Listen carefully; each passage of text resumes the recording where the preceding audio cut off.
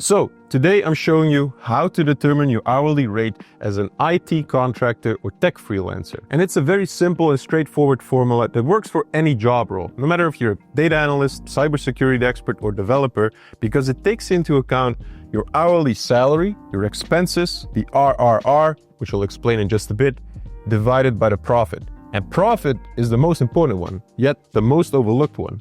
I see so many freelancers struggling simply because they forget to take into account profit, because profit is what you need to grow your skills, improve your products and services, and have long-term success as a freelancer. And I've used this exact formula to create a cheat sheet for almost every IT job role in almost every country, which I'll share in just a bit, but it's good to know how to determine your own hourly rate.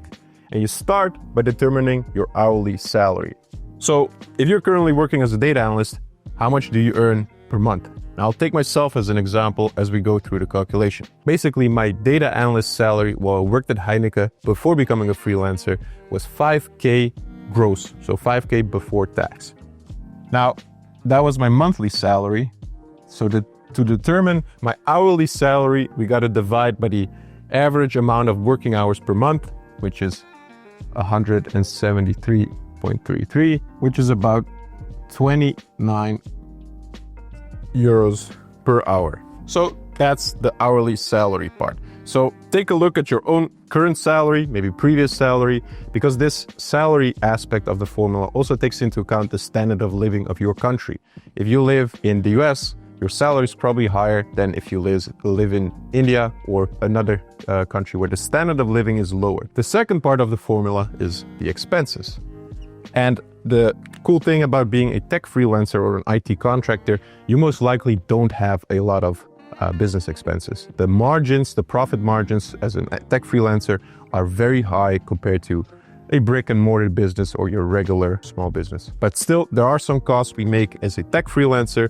And again, I'll use myself as an example so we can go through the calculation together. So first of all, we got software as a data analyst. Now, you might run some data analysis tools, like I used Power BI, a BI tool.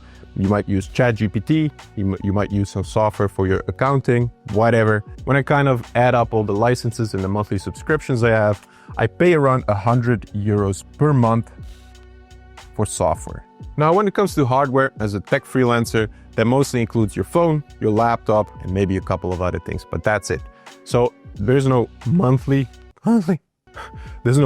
costs for hardware for a tech professional, but when we average it out, like you buy a laptop every 4 years, a laptop costs maybe 1K, 2K on average. So a rough calculation would give us that your hardware costs around $50 a month. The next expense I had as a tech freelancer myself was having an accountant to do my tax filings just once a year. So that comes down to around 25 euros per month. I also needed some business insurance in case I mess up while working on a job, which came down to about $40 a month for me as a data analyst.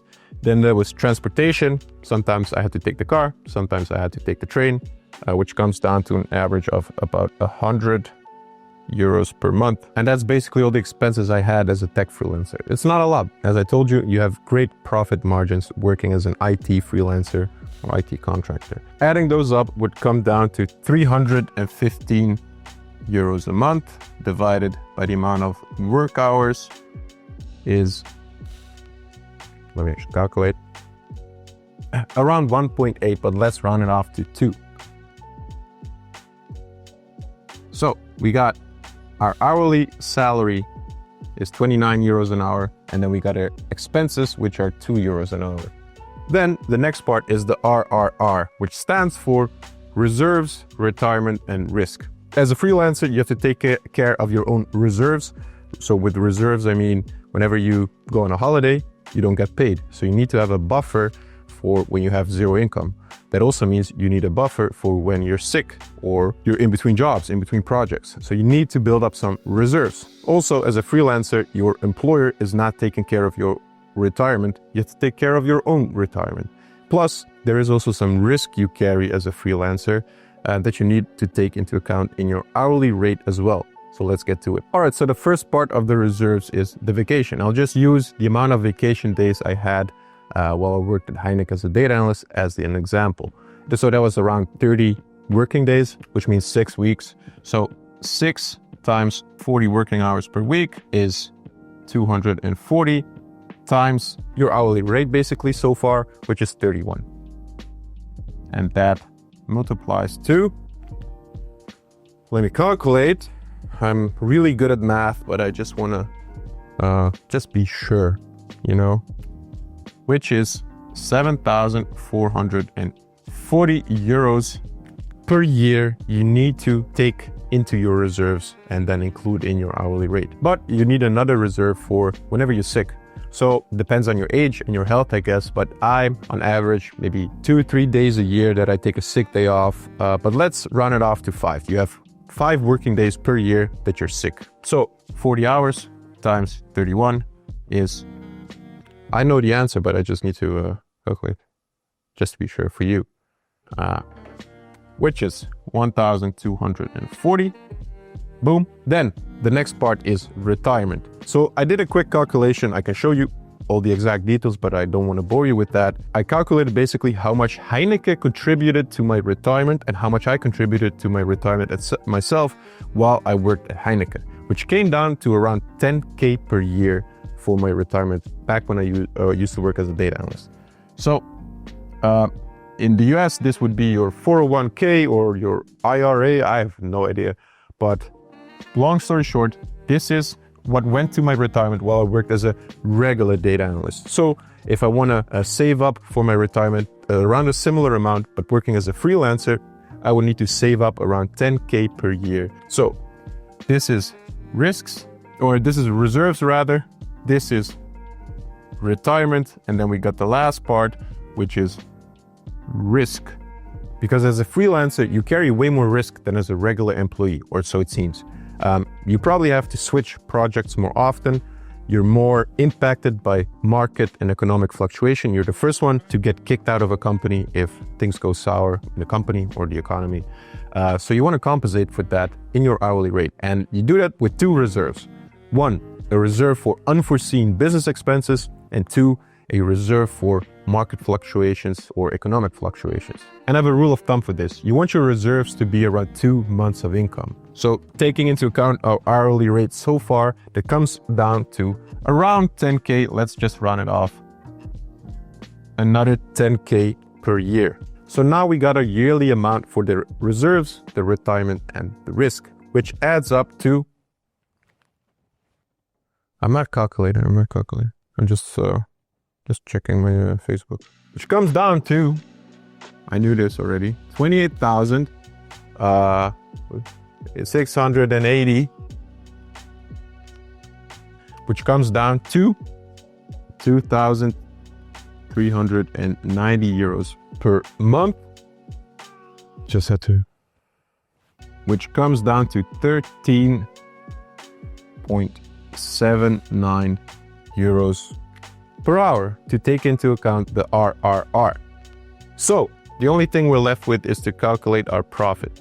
So as I told you, profit is basically the margin you put on top of your hourly rate to compensate for growing your skills, improving your services and products, and taking into account the long-term success of your freelance business. Now, usually I would say just take a look around your neighbors, your colleagues, other freelancers, and ask them how much they put on top of their hourly rate to include their profit margins. But today, I'm actually going to give you the specific ranges that I've seen in the market for both junior, mid-year, and senior levels in IT. Because I've worked as a tech freelancer for many years, I've earned hundreds of thousands of euros myself working as a freelance data analyst.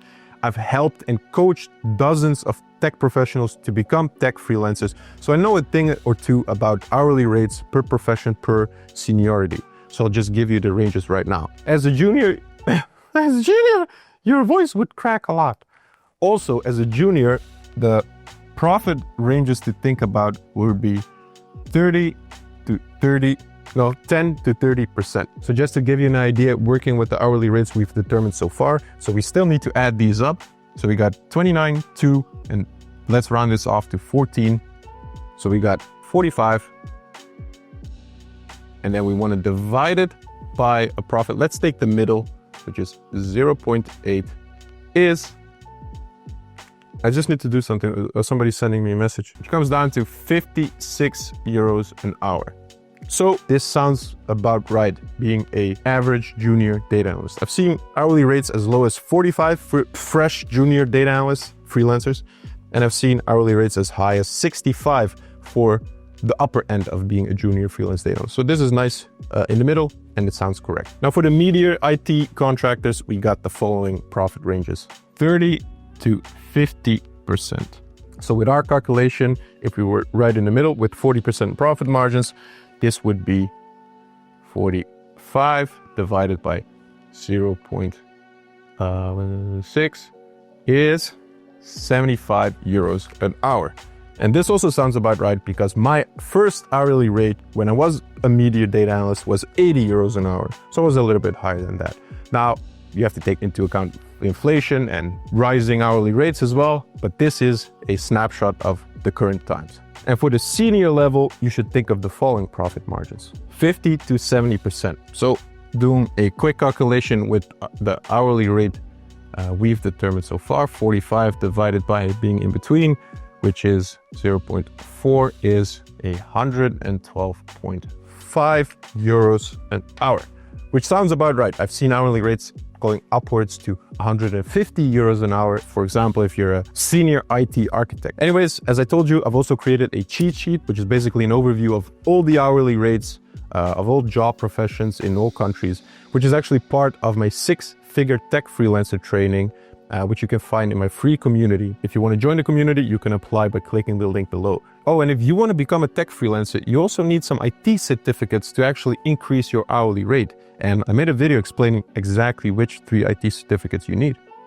Watch that video next and subscribe to the channel. Cheers!